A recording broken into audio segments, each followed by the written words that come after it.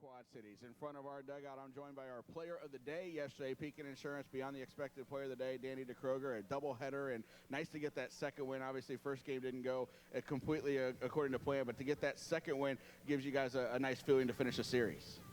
Yeah, it was a great feeling. Doubleheaders are tough because they're shorter games, and but they count just as much. So after that first loss, it was big for us to bounce back and have a good game. Let's go back to Sunday. It's raining. The weather's no good. What's going on with you guys in the dugout and clubhouse as you're waiting to find out from Joe if we're going to play, if we're not going to play? Obviously, the lineup's up. You guys got to prepare. Gates were open here. We were getting everything ready, just waiting for a little break in the weather. What's that like from a player's perspective?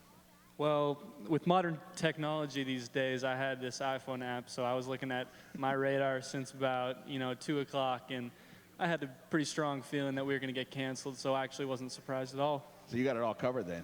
Yeah. You just got the meteorology background. You're ready to go. Yeah. No, it's definitely tough because you got to act like you're going to play, but you're always wondering, just checking that weather app. But we were ready to go, but it was nice to have a little evening off. And then the doubleheader, you get just a little break in between, about half an hour in there to go grab a bite to eat and right back out. But coming off a loss in game one, what's that like to just get right back out? I know you got to get back out there, and you obviously don't want to get swept in a doubleheader.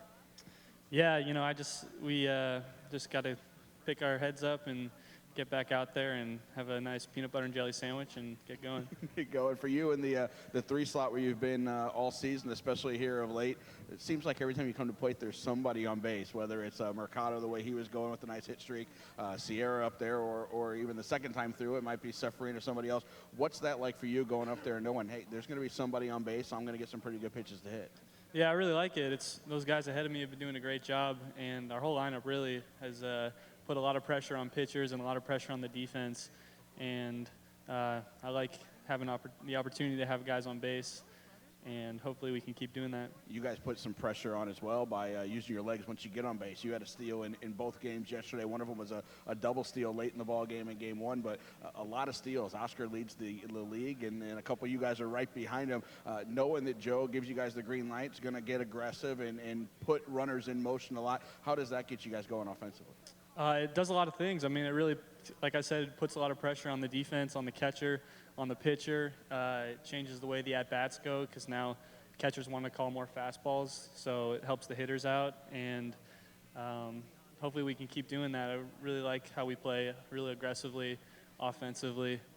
Second time in a row with these. We're playing a team for the second time. We just saw Wisconsin, 2 series in 3. We're going to see them again this weekend. Quad Cities was here opening night, and obviously there's a whole lot going on in that opening weekend, and it's a special time to get going with baseball. But what do you look back on that series and say, okay, we're facing these guys again. We've seen a couple of the pitchers. How do you kind of go through that mentally, or do you take notes on pitchers? How do you kind of prepare for a second pitcher or a pitcher's second time? Yeah, it's you definitely, we all try to pick up things from the games before, whether it's scouting reports on the pitchers or where the guys are playing defensively, and try to use those to our advantage. But, yeah, and just it's nice to, go through the order. You know what to expect with their hitters, where to position, and try to learn from that. I think it was with Alex when we were out here the first time playing Quad Cities. You guys saw a lot of those guys in the dugout last year in the postseason, the New York Penn League, and you guys came out on top and got the championship there. Is there kind of a little rivalry between Peoria and Quad Cities because of what you guys went through last year out in the New York Penn League? I certainly feel that way. I'm sure some of them do. I know some of our guys do, but yeah, it was the Tri-City team last summer that they were all a part of, and they were a really good team, and we've had some real tough series with them throughout the season and then faced them in the championship. So I definitely feel there's a little bit of a rivalry there because I know those guys are a bunch of really good ball players. So I think they feel the same way. Being a guy who played big college ball and playing at Stanford, you're obviously going to see some guys throughout the season that you either played with at Stanford or in some of the summer leagues or that you played against. What's that like for you? Is it nice to see, obviously you got a familiar face in the dugout with Justin Ringo, but, when we do see some of these other teams and you see some familiar faces and guys you know? Yeah, it's pretty cool. Last year I saw a bunch of guys. This year it seems like every team we play I have come across at least one guy, whether it's playing at Stanford or in those college summer leagues. it's pretty cool to see guys progress and see where they're at, and it's a small baseball world, I guess. Speaking of, I know you got interviewed today by the local news talking about your brothers playing baseball, and older brother playing in minor league baseball, younger brother playing at Stanford. So, what kind of advice did you get going into your first full season of minor league baseball since your brother's been there? He pretty much told me that it's a lot longer than I will be ready for, so to prepare. So I'm planning on playing a lot of games, we'll say that much. So mostly just take care of my body is what he said, and you just got to take it day by day. And on the flip side, what advice did you pass down to the younger brother?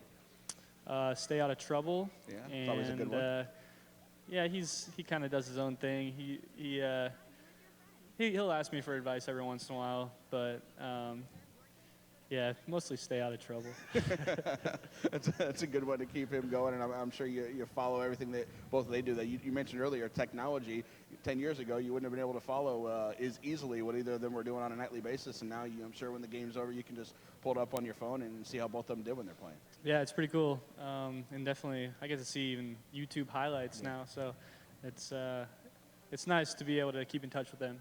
Awesome. Well, thanks for joining us out here today. I know you got a game to get ready for, and our Pekin Insurance Player of the Day yesterday. Appreciate the time. Thank you very much. Thank you. All right, Danny Diekroeger, our Pekin Insurance Player of the Day from yesterday, as he had 2 hits in both games and a run scored as well in both, plus an RBI, and grabbed a stolen base in each game as well. Chiefs got the doubleheader split yesterday, dropped game 1 against Wisconsin 4-2, won the second game 3-2 to take that series 2-1, and now taking on Quad Cities. Second series of the year against Quad Cities. They were here opening weekend and took 2 of 3 from the Chiefs, the only series Peoria has dropped so far. They're in first place 9-3, Chiefs right behind at 8-4. So looking forward to a good 3-game series here at Dozier Park before we go on the road back to Appleton, Wisconsin for the weekend in a Friday, Saturday, Sunday series. Tomorrow it's 11 a.m. It's our Dare Day ball game. It's Dollar Hot Dogs presented by Hebrew National as the Chiefs take on Quad Cities with the 11 a.m. start. So if you don't have to work tomorrow, or maybe you don't feel like going to work tomorrow, come out and join us here at Dozier Park Dare Day.